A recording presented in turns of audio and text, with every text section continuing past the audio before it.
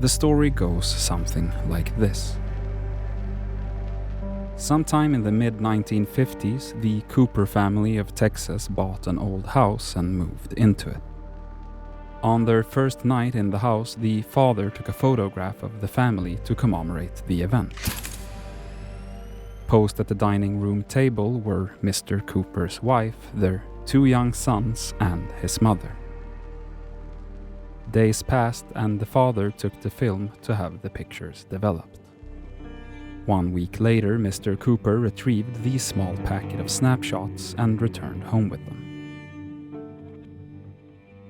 When he came to the picture he had taken of his family on that first night in their new home, he saw what looked like a body hanging from the ceiling.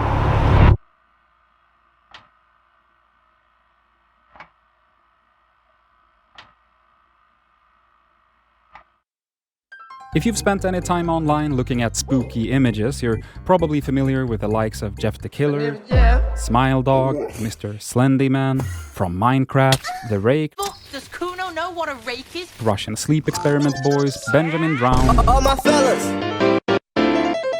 But while some of these fellas are like 15 years old at this point, I'd still kinda sort them into the modern era of these types of images.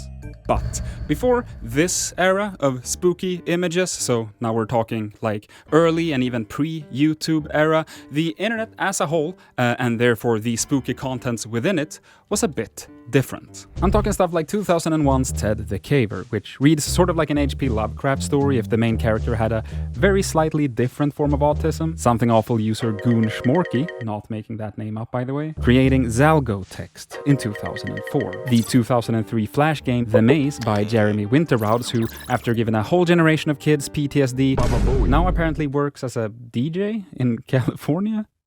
Good for him. But perhaps most importantly, at least if you ask me, were the various forum threads and compilation videos of haunted photos. This was my introduction to internet horror, but it wasn't all photos, to be clear. It'd be all kinds of spooky things like backwards music, EVP recordings, and that one clip of like a gnome that's kind of walking sideways. What the fuck was that?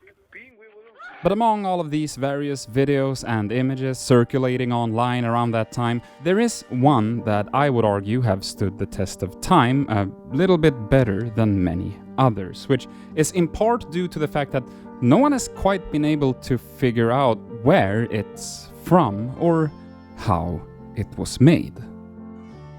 And I am, of course, talking about the Cooper family falling body photo. Which from now on I'm just gonna call the Cooper photo, I can't say all that every time. Now to me, most spooky images that you can stumble upon online fall into one of 2 categories that I'm just gonna call heavily edited and untouched. Both of these categories are pretty self-explanatory, but just to be safe here, the images in the first one is what you get when you mess around with clone stamping and liquify and the brightness and contrast settings in Photoshop. And the images in the second category is what you get when you do nothing to your photo. It's just a photo. Preferably it's analog and grainy, and obviously it has to be dark, and you should probably write up a little bit of a story to go with it to sell exactly why this photo of a normal person standing in the dark is actually the spookiest thing to ever have been caught on camera. And I think that, to me, that's one of the most enigmatic aspects of the Cooper photo. It's obviously an edited image. The photo is taken with a flash, yet the body is all dark, and if it had been a real moment caught on camera, you'd think that at least one of these people would be kinda looking over there going, "Oh, there's a man falling through our ceiling right now," but that isn't happening either, so it is obviously a fake photo. At the same time though, I couldn't really tell you how this image was made just from looking at it, and I'm pretty willing to bet that you couldn't either. You probably have some ideas, I'm sure, so did I, but I can pretty confidently say now that you're probably wrong. But that's enough preamble, I think we're on the same page now, so let's walk through this. How was this photo made? And who did it? So you know how this works by now. We'll start by taking a look at the oldest version of this image that I've been able to dig up. On the 14th of November 2009, the user Sam uploaded the image to Ligotti.net, a fan forum for the horror writer Thomas Ligotti. Jumping ahead a little bit, I can tell you that this isn't the first time that the image appeared online, but we'll get back to that. It was uploaded to an album called Photographic Evidence, and to verify that this image did appear online before this post, one needs to look no further than the comments section, where Sam himself has added, "Please read. I found this picture in a post-creepy pictures thread on Something Awful sometime between 2006 and 2009. I didn't make it. I don't really know anything else other than people keep emailing me about it." And this makes sense to me because I can personally recall seeing this image floating around before 2009. So we know that Sam got the image from the Something Awful forums, the same forums that Slenderman famously originates from. So the next logical step is to, of course, go to the Something Awful forums, which we will, but for now, let's just settle on this as our closest approximation of a clean source image. Now, one of the first things that stick out to me upon closer inspection is this shadow around the falling man. Firstly, because it grounds the falling man into the image in a believable way, but secondly, because it doesn't match up with the other shadows in the shot. And if we are to assume that this is a Photoshop job, essentially a montage of two different images, why would you go through the lengths of adding this shadow? And why would you add it here? Furthermore, and I think that this is truly worth keeping in mind when judging this image, we know it is from sometime before 2009. There are claims that people have seen it as early as 2006, and as anecdotal as it is, I'm personally pretty damn sure that I saw it around that time, or maybe even earlier, like 2005. So someone in the early 2000s was very good at Photoshop, it seems. But let's keep that in the back of our minds and now run some forensic analysis tools on the image. But before we do that, let me do this real quick.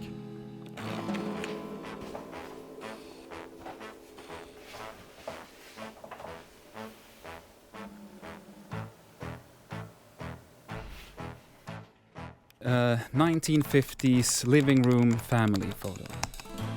Yeah, this looks good enough. And then I just gotta, grab a couple of still frames from this, cut me out, add me in, try to match the color somewhat. Okay, cool, yeah, that works. So, chucking this image into the forensic analysis machine gives us some pretty unambivalent results. As you can see, it pretty accurately detects where the edit has been made. Now let's do it with the real Cooper photo. A lot of what you can see here is the result of the image being a compressed JPEG. All of that compression adds a lot of artifacting. But otherwise, there's really nothing that sticks out as super suspicious here. So, let's assume that this image was created in 2008. Again, I think it was earlier, but let's just go with 2008. So, that would mean that someone in 2008 with forensic level Photoshop capabilities, like we're talking knowing on which exact 8x8 block of pixels to splice to avoid JPEG compression errors being detected, created this image just to post it online and say, ooh. Like, I can't overstate the technical capabilities that would be needed to make this edit in a way that wouldn't be detected by these tools. And someone with those capabilities doing it for this one image in 2008 and then not claiming credit for it, I don't buy it. So let's instead turn to good old Google. As we've already established, at some point this image was connected with the whole Cooper family story, as I told at the start of this video, but I've been struggling to find exactly where and when that story got attached to the image.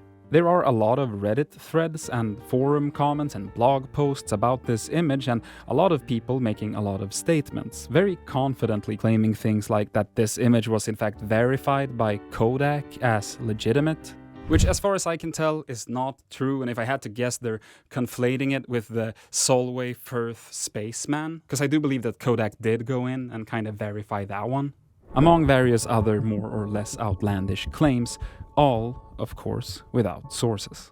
And even before the Legati post, my assumption was that the whole Cooper family origin story thing probably came from something awful. It just has the same sort of vibe as the original Slenderman posts. There's the image, and then there's like a 2-sentence backstory to it. No additional lore, nothing too complicated, just enough to get your imagination running. So, let's do a search of the Something Awful forums. Let's see here. Oh, you have to sign up to be a member to be able to search, which I guess makes sense, but it costs $10? Damn, okay. Well, yeah, I'll just pay that. And we're in. Okay, so let's... Why can't I search? It's... Oh, damn. Okay, I have to have the archive membership to be able to search the old forum threads, huh? That's also $10? The fuck? This isn't even, like, that important for the video. Okay. Well, whatever. I'll get that too. And confirmed. Okay, so now I'm an archive member. So let's see what we can... The feature you're trying to access, private messaging, search, etc. is only accessible to platinum members. We're sorry, but you can't use this feature unless you have a platinum.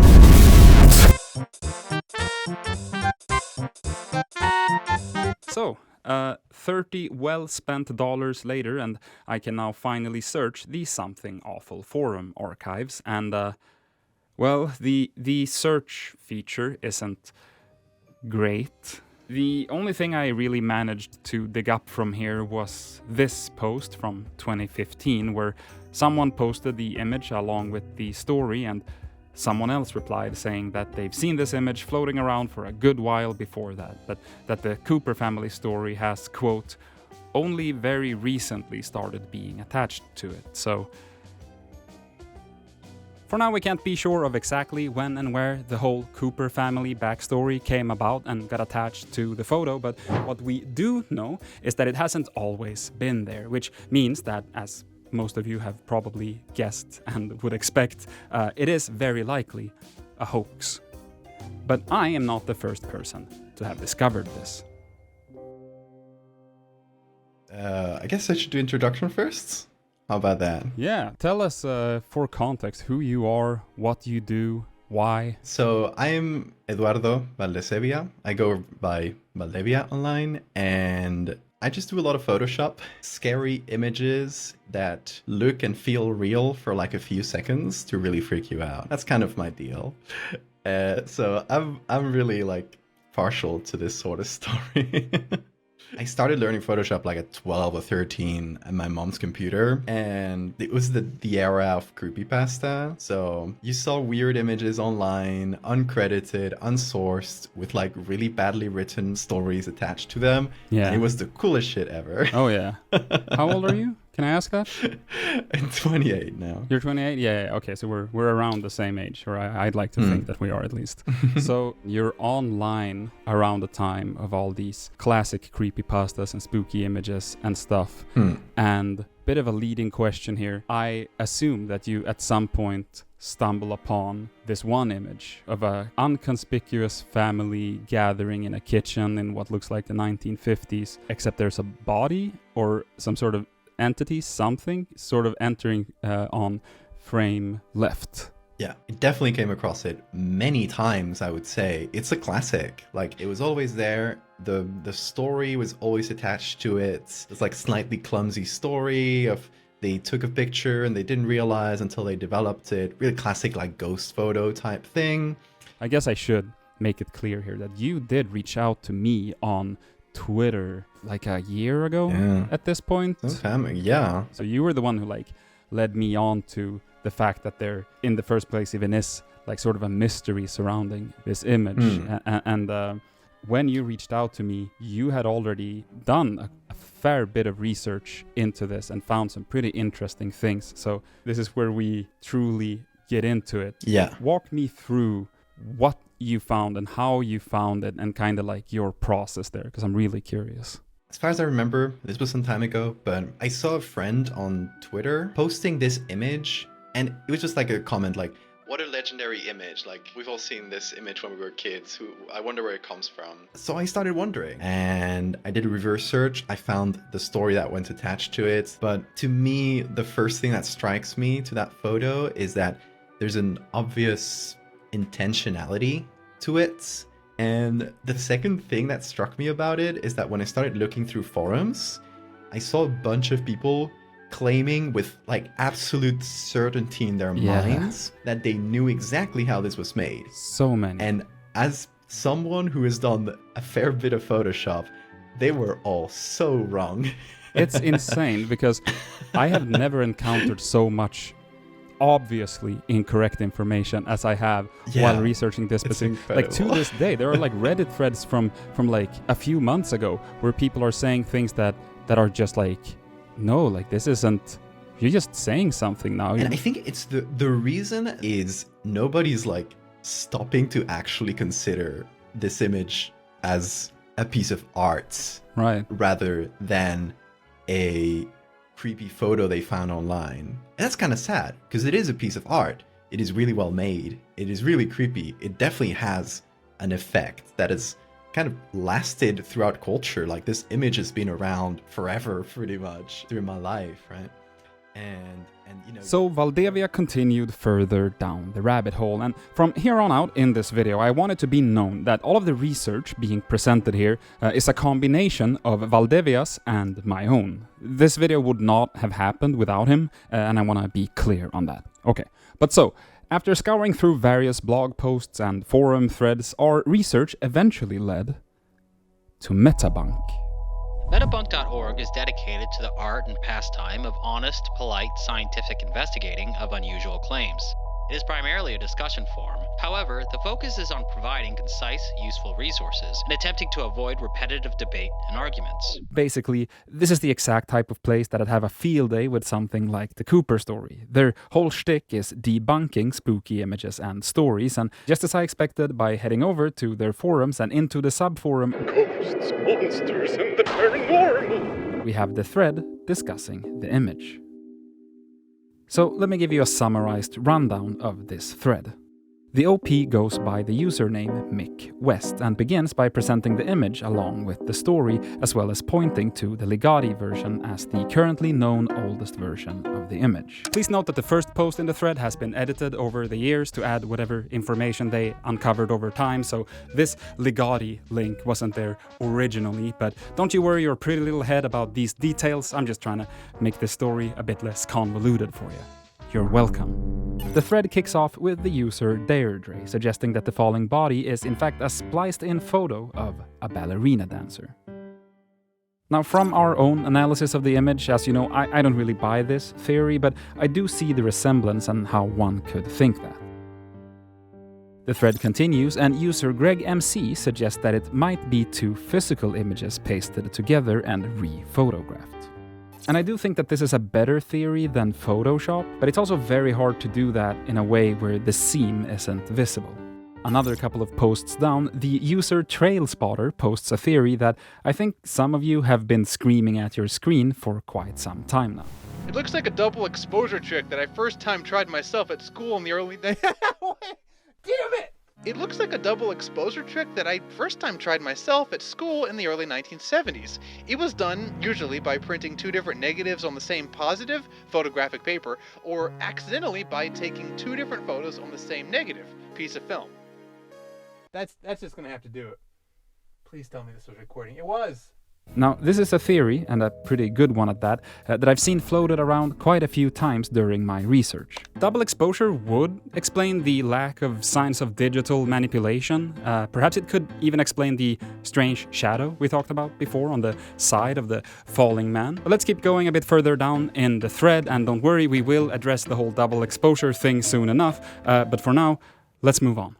More users join in on the discussion, attempting to recreate how the photo could have been manipulated. The ballerina theory is a popular one. Marcel Prout attempts to recreate how he thinks it was made, and Artex comes in to kind of derail the entire thread, talking about something completely different, some photo he took with his girlfriend that showed something other than what he originally took a photo off, and Deirdre starts discussing double exposure apps with him, and Trail Spotter joins in to ask for clarifications on this phone photo. And guys, this can we focus? This isn't really relevant discussion anymore. Could we try to like keep it to the topic at hand here? I don't want us to lose focus. New member Robert C. on May the 20th, 2015. When my older brother sent me this link, I was floored. We are the two boys in the picture. Well, we were back in 1959. I have many pictures like this one, but not this one. My mother had a habit of throwing away pictures that she didn't like. Eventually, the ones she kept were passed along to me. What annoys me is that somebody got a hold of a family photograph. The story is almost entirely fiction. Our last name is Copper, not Cooper.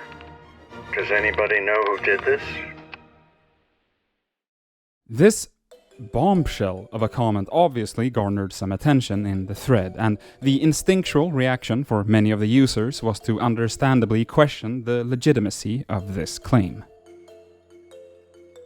They asked for any kind of proof that this Robert C. actually were one of the boys in the photo. And much to the surprise of many, Robert C. then privately supplied one of the moderators with another photo, one that had never been seen online before, taken in the same room with the same people in it. And once this new photo had been properly compared with the Cooper photo, the conclusion reached was that this appeared to be legit. This photo is crispy. Like, this person didn't take the photo from the internet, they had the photo. This is the author. Like, that's the only possible conclusion, right? It is the author, or somehow this person has accessed the original photos that nobody else in the world has. So I'm like, okay, that's it. Like, that's mystery solved to me.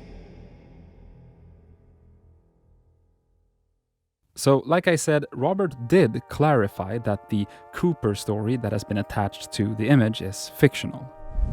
We already expected that, but what's puzzling is that he also claims to have no idea of how this photo ended up online. The fact that he has other photos from probably the exact same photo session, but not this one, is pretty strange, right? Like, in my research, this really surprised me to see. For a moment I didn't really know what to believe here. And the same seems to have kinda gone for a lot of the forum members, because after Robert posted in the thread on May 20th, 2015, if we continue down, it sort of just kinda slows down or even grinds to a halt after that point. People don't really believe him. So the thread kind of ends in this like anticlimactic way, where the guy literally shows up and says, "I'm the guy," and everybody goes like, And that's it.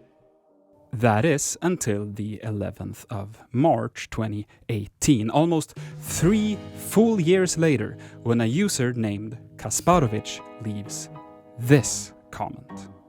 Just for the curiosity, a Kindle book by Richard Ramsdell was released on the 20th of June 2016 about this picture. Okay, so my first thought is, someone has seen this internet horror story, this urban legend, and has written a book about it to capitalize on it. I'm kind of curious, and it's the only lead I got, so I get this book on Amazon. I think it has like 1 star on Amazon, like a single review, but I buy it, I get it, right? And I start leafing through it, and I find the images.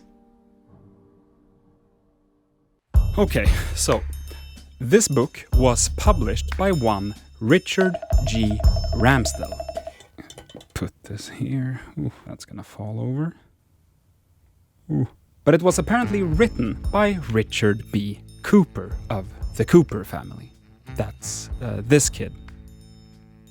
I started this video off by quoting this book. The story goes something like this and all that. The book then goes on to lay out the basic details of the urban legend surrounding the photo.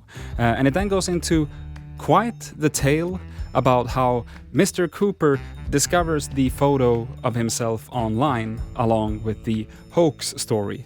So he then goes on to try and track down both how the photo ended up online and also, like, what even is this photo? He doesn't remember ever seeing it, and even when he digs through the storage unit containing his late mother's folders of old photos, he isn't able to find it. So he starts to dig a little deeper.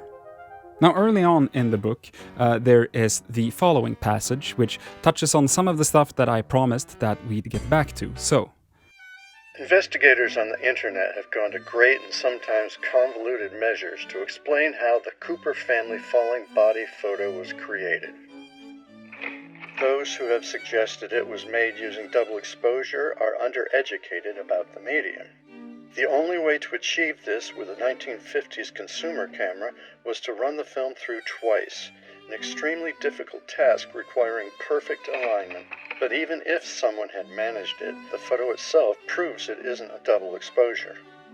Double exposure is additive. It can only lighten an image, not erase previous exposure. In the photo, the body is darker than the wall behind it. If it were a double exposure, only the brightest areas would have been recorded. The family is lit by a flashbulb, yet the body's face, within the lit area, is dark. If the figure had been present, it would have been illuminated. Maybe the picture was elaborately staged. But this doesn't resolve the technical contradictions. If you're willing to discard physical evidence, you might consider that a dead body fell through the ceiling at the exact moment the shutter clicked, or that an invisible ghost was magically recorded on film. Do you really believe in ghosts? So it's clearly not an image of reality. The only reasonable explanation is Photoshop. Case closed. Stop reading. but of course the case is not closed. Mr. Cooper goes on to explain that Photoshop in actuality isn't a reasonable explanation either, for a variety of reasons, like the apparent age of the photo, and Photoshop was released in 1990, at which point the photo would have most likely been in the possession of his mother, unless someone for some reason broke into their home and stole just this photo and then photoshopped it and posted it online. Which still wouldn't explain the lack of any traces of manipulation in the image. Now, as the book goes on, it sways into a lot of seemingly unrelated territory, a lot of it revolving around Mr. Cooper and his various proclivities, sexual and otherwise, but that being said, this book does hold the key to unraveling the entire mystery of the Cooper photo, but perhaps not in the way you'd first think. But here's the thing, I won't be telling you exactly what Mr. Cooper finds out or where his research leads him, but before you start typing up a comment, calling this video, clickbait and all that, don't worry, our journey is not over. The reason that I won't be telling you about exactly what happens to Mr. Cooper in this book is for spoiler reasons. Spoilers for this book. And usually when talking about something that happened in reality, spoilers aren't really a concern, if you catch my drift. There will be links in the description of this video for those of you who want the full experience, which I really recommend. In the fiction of the story, the character goes back to his old house, and I think I'm half remembering, but finds the negatives of this moment, like the negatives in the camera. And he goes on to show in the book said negatives. When we invert the colors of these negatives, we see 3 nearly identical photos in a row, likely taken just a second or two apart. The first one is slightly further back and a bit overexposed. The second one is the now famous falling body photo, and the third one looks almost the same as the second one, but without the body. Now it's worth pointing out the obvious here. We've never seen the wall behind the body before. So if this book is just someone trying to cash in on an old viral ghost story, well, they went to some pretty serious lengths to do that, especially considering that the forensic analysis tools did not detect any signs of editing in the area where the body would have had to be painted out. That said though, there is one thing about this series of negatives that doesn't quite sit right. If you layer them on top of each other on Photoshop and undo the rotations, the slight movements, it's clearly exactly the same photo over and over, but someone has edited the face to do a little bit like this, has edited the eyes to be closed, has like changed the postures ever so slightly. Like, okay, this is a completely lost cause, like that's somebody edited the photo. But then you realize, this photo is crispy, like you can see the grain. And Valdivia is right. The difference in quality between the version of this image that you can find floating around online and the one found within the book is significant. So even if there have been digital alterations made to change the family members in the two other so-called negatives, the original image is still in much higher quality than anywhere else, meaning that whoever put this book together must have had access to the original image file, or perhaps even the physical original of the Cooper photo, which can only mean one thing. This Richard Ramsdell is the guy. He's a perfect match. And he does, in fact, seem to be.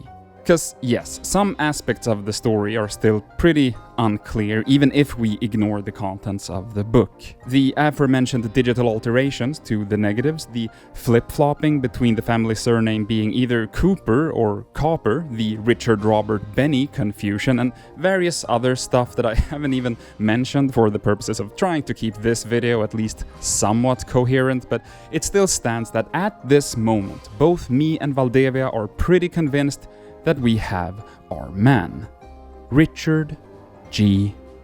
Ramsdell. So I look him up, and one of the first things I see, like I think in a Facebook page or something, is that he's listed as an ex-teacher in Ringling School of Arts, and he taught Photoshop. He taught like photo editing. And you can find, when you overlay the other original negatives, that there's some photoshopping going on, but there's still no traces of photoshopping on the body, on the actual falling body, from what I've been able to find. Not a trace.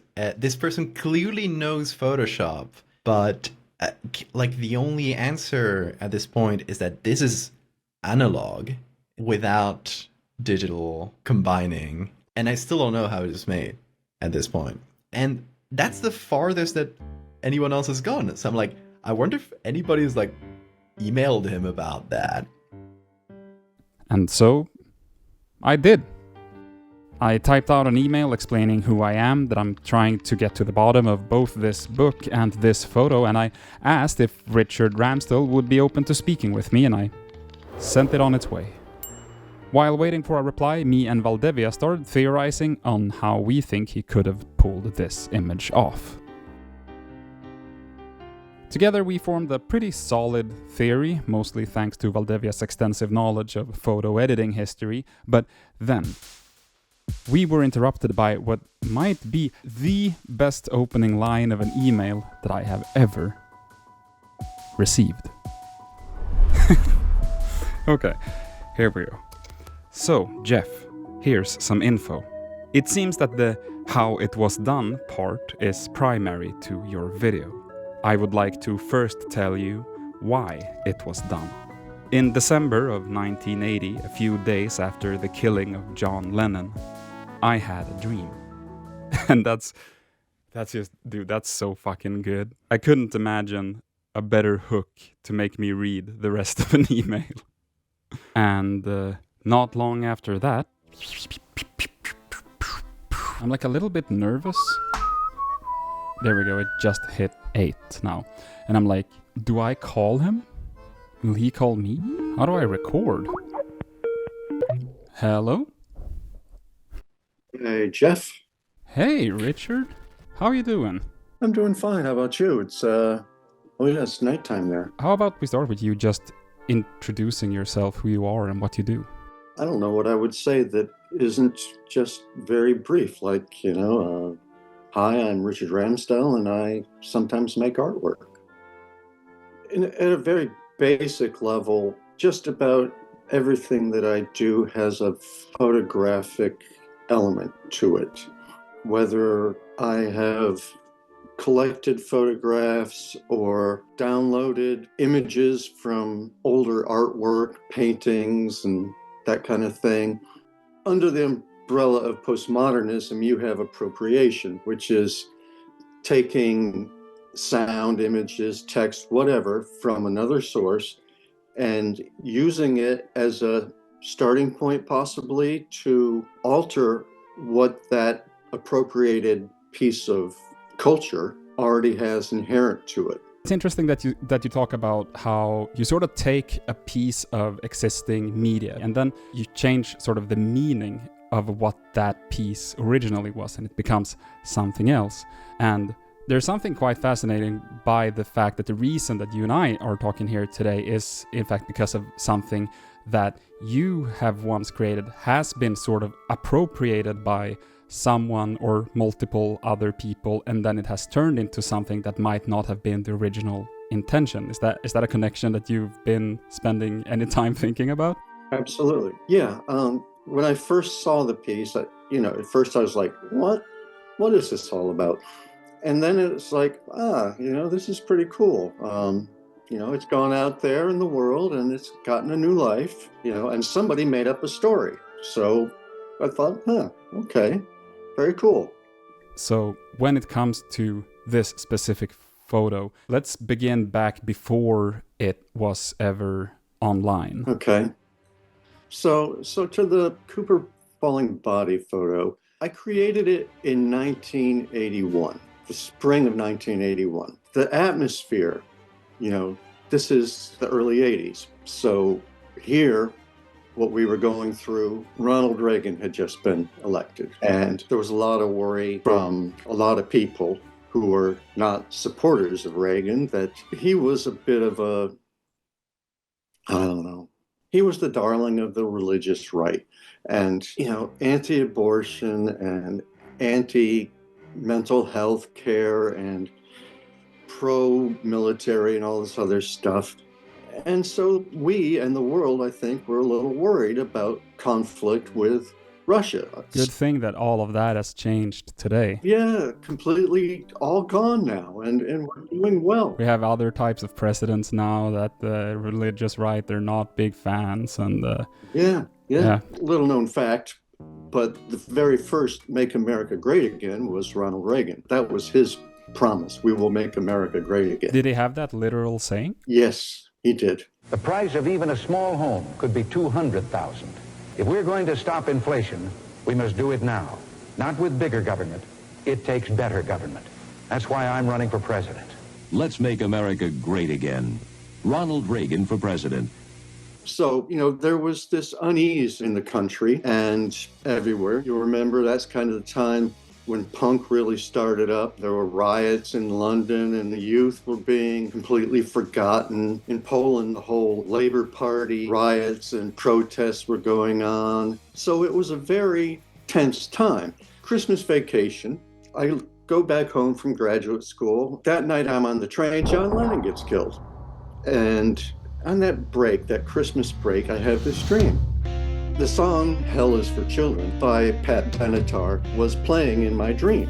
And it's children in ordinary circumstances, like a birthday party or out on the playground or some other thing, things that you would see in home videos. And in these images were additions, like at a birthday party, kids would have these crosshair targets over their face like they were being targeted by a sniper. And the playground, in the background, there was a mushroom cloud going off. One image is of back in the 50s, a college dance. It's kind of a close-up of these people, and you can see more in the background. And here's this kind of shadowy hand with a gun coming in from the side. And a number of them have plane crashes happening, and all the images have the same kind of overall sense that the people in them are oblivious to the danger, the fate that awaits them. So this dream really affected what I've decided I was going to do with artwork. And that leads to you creating, if I'm understanding correctly, not just the falling body photo, that's part of a series of images? Yeah, there's maybe 20 different images. I'm not sure, could be more. All done non-digitally. I think I speak for a lot of people, especially as this comes out. The rest of these images from this series of images, are those not available anywhere? Well, they were at the time that somebody stole the Cooper family image. Yeah. But no, they're not up anywhere. I have them all, of course, but no, they're not up anywhere. And I don't suppose there's any way I'll be able to convince you to change that.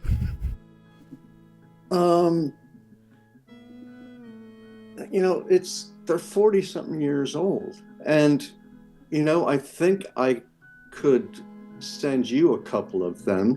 I would love that. But I don't think I'm going to be putting them up for the general public to go look at, you know, unless there's just a great outcry for me to have put, you know, I mean, they go to my website, they can see what I'm doing now. So, at some point then, you must have uploaded this image online. Sure, yeah, let me tell you. So I made a website and I put up a number of these particular images and I think a handful of stuff that I was doing in the 90s. And yeah, somebody just screen grabbed it or something and off it went.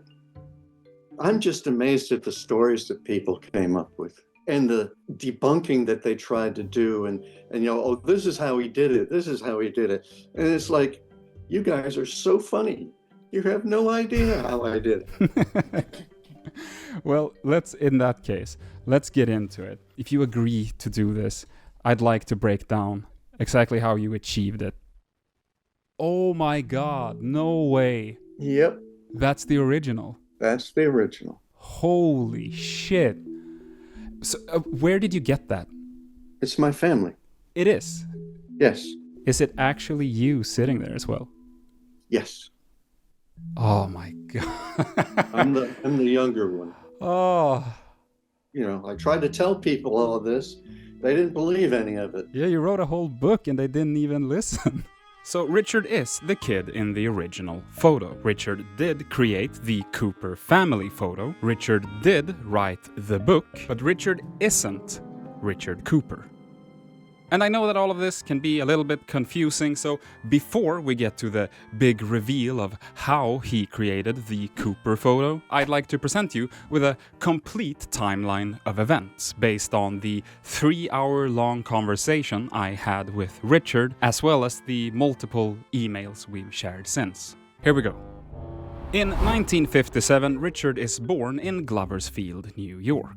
In 1959, the original family photo is taken. Behind the camera is actually Richard's mother. And in the photo are Richard, his brother, his grandmother, and an unknown person, likely a friend of either his mother or grandmother's. In 1962, Richard receives his first camera, which is pictured in the book, by the way. In 1975, Richard begins college, majoring in photography at Rochester Institute of Technology. He graduates in 1979, and in 1981, he creates the image that we now know as the Cooper family photo. Real name 1981-24, along with 45 other pieces which were displayed at the exhibition Yesterday Revisioned. In July of that same year, several of the photos were displayed at another exhibition called the Florida Triangle, which was written about in the Florida Flambeau, which can be seen here.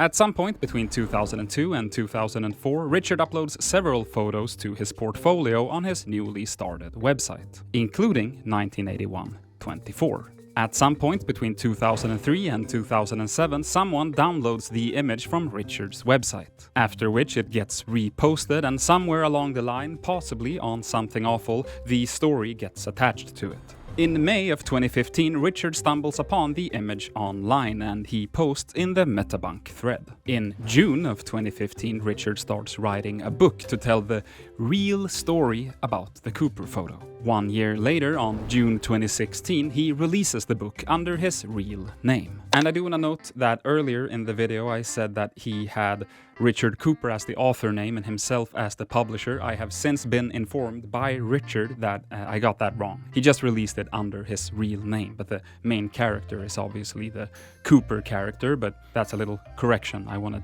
to get in here. I don't want to delay this video any further by going back and refilming that part.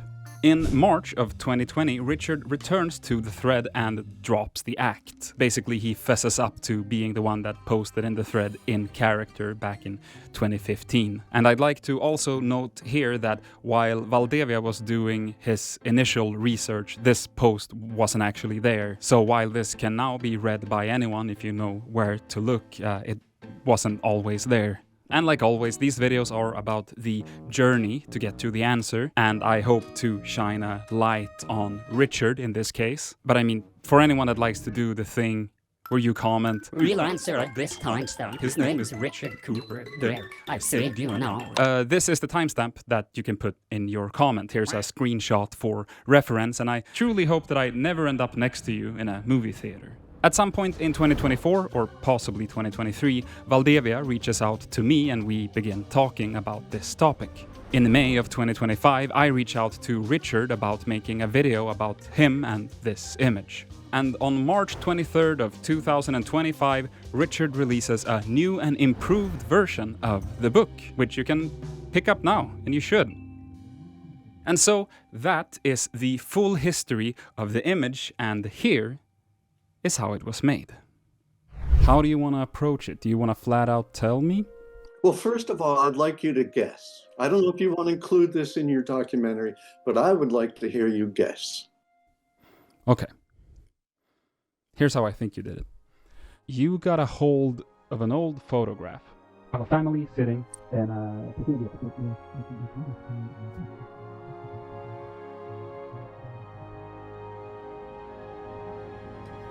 Correct. Yes. You're the first one who has figured it out that I know of. All credit should go to Valdevia, I'm pretty sure, but it is still immensely satisfying to have it confirmed once and for all. So here's how I did it. It's a very simple process. This was what they called at the time, I don't know if people know this anymore, but there were things called slides, and they looked like that.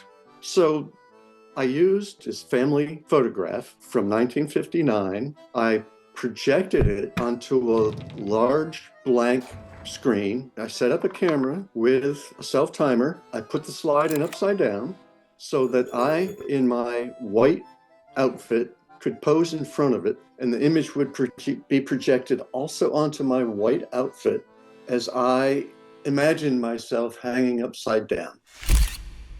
That's how it was created. Oh, well, then I took the negative and printed it.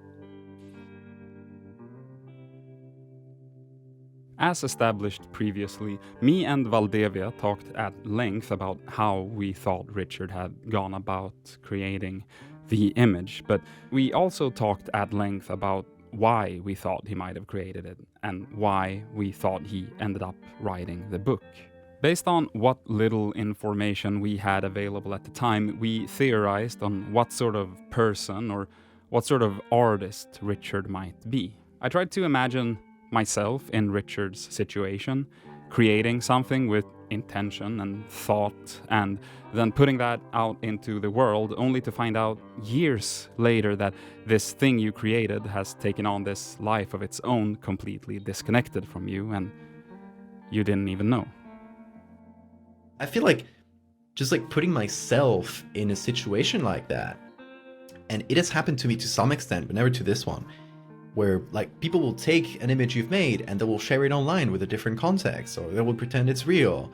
And as an artist, it hurts a little bit, at least to me. Yeah. And I can see him like participating in this myth that has been created around the story and writing a book around it as a way to kind of reclaim a little bit of that legacy. But obviously that has to come from him. It to me shows this sort of like incessant like need or instinct at least to put the art that he's made so much before himself, like almost to a fault, where I'm kind of like, dude, claim a little ownership a bit. You need the credit for this, like it'd be good. Yeah. In Richard's first email to me, the one that begins with the anecdote about the dream, he ended it like this. One other thing. As an artist, I want my work to be known. All of it. Not necessarily me or my methods. I don't mind sharing the methods if it will help to get my work seen. Like the wizard said, pay no attention to the man behind the curtain. And this little snippet from that email, combined with what I learned later, namely that his instinct upon discovering the whole Cooper story thing was to lean into it and write and I'll drop the act here, fictional book rather than to correct the record by saying, hey, that's not true, I'm an artist and I created this photo, led me to interpret his stance on what happened to this image as being essentially that classic idea of once you create something and you put it out into the world, it's not yours anymore. But I still wanted to ask him about this. So, how do you feel about the fact that the internet, in a way, has sort of essentially claimed something that you've created and pretty much removed you from the equation of something you've created? Is that how do you like deal with that sort of happening? And how do you feel about that today? Well, now that you mention it, I start to feel sad. It is inevitable that the person is removed from the product, if we want to call it a product. So the divorce that happens is inevitable. Now, the loss of credit for what's being done, I would think that, clearly every actor, every musician, every writer, every creative of any kind, they don't want to be forgotten as being the person who made that. Of course. And clearly, you're going to make sure that I'm not forgotten as the person who made this photograph. So thank you very much for that.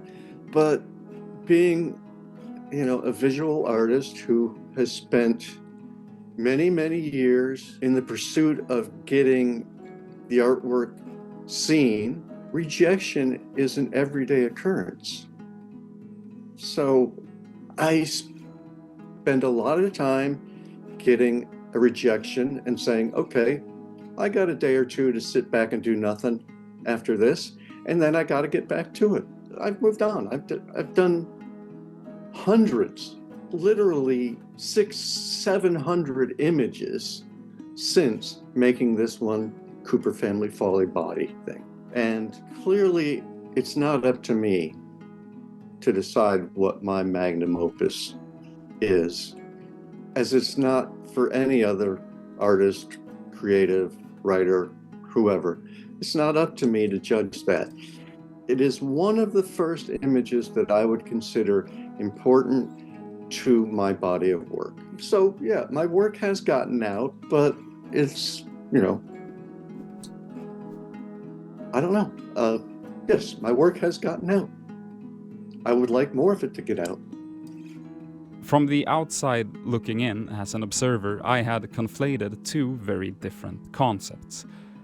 The first one being the idea that as an artist you have to let go of your work and accept that it no longer belongs to you once it's out into the world. And the second one being the very basic principle that an artist should be credited for their creation. And as a result of me merging these two ideas into one singular concept of losing control of your creation, I ended up forming this image in my head of Richard as this kind of stoic artist figure. Someone who discovers that one of his creations has become sort of a viral hit completely without their knowledge and simply thinks, that's great, my art has reached more people, and who am I to try and control where it goes and what happens to it, which in reality is, of course, a pretty stupid way to think about it. Throughout my conversations with Richard, he repeatedly expressed how happy he was to find out that his work had reached so many people and that so many had seen it and appreciated it, but at the same time, he also expressed a real sadness, or at least disappointment, that, well, most people who've seen this photo will never know that this isn't just some random image that magically appeared online one day.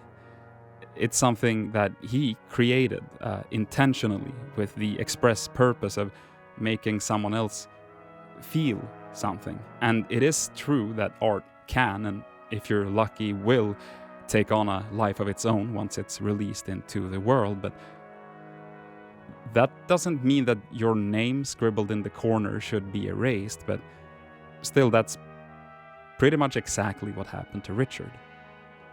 Not through anyone's fault. I don't think that the people who included the image in top 10 spookiest photos articles or compilation videos ever meant to erase the person who created the image. And I also don't think that the person who at some point wrote the Cooper story had any malicious intent either. On the contrary, I think that was a classic case of a creative person finding inspiration in the work of another's and wanting to add their own name to the equation. A name that, ironically, has also been lost to time. So no, I don't think that anyone did this to Richard or to anyone else who's been through the same thing. I don't think that there's necessarily any single person to blame or to point to as the reason that Richard went uncredited for so many years. I think that Richard was simply a casualty of the wild west of the web in the early to mid 2000s. And I'm just grateful that I got to speak with him and hopefully bring some attention to not just, this image, but also the rest of his frankly amazing work that he's been putting out over the years.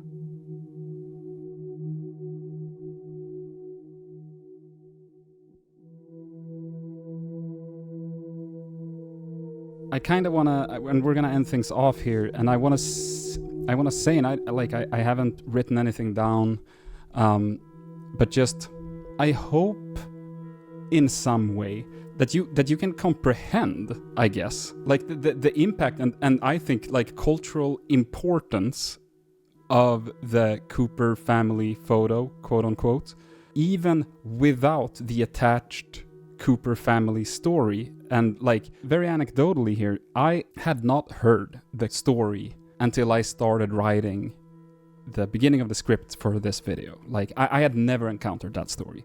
I have encountered this picture, I want to say probably hundreds of times. And I would be surprised if I were to show this image to any of my friends. And for any of them to say, I would be very surprised if they said, I don't recognize this one, I've never seen this one. And I just hope that you like know that. And so that you don't just feel that this was something that was taken from you and repurposed into something else.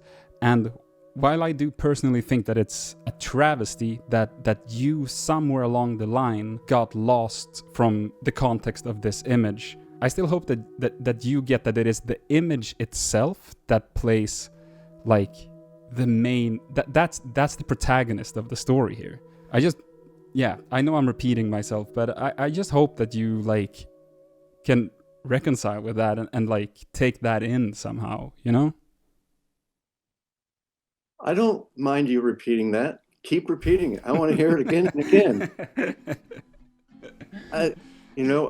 It's starting to, you telling me this is starting to sink in. Good. Because I don't get that sense that it has been interesting to anybody other than the few websites that I've seen. So that's nice to hear. That's nice to hear.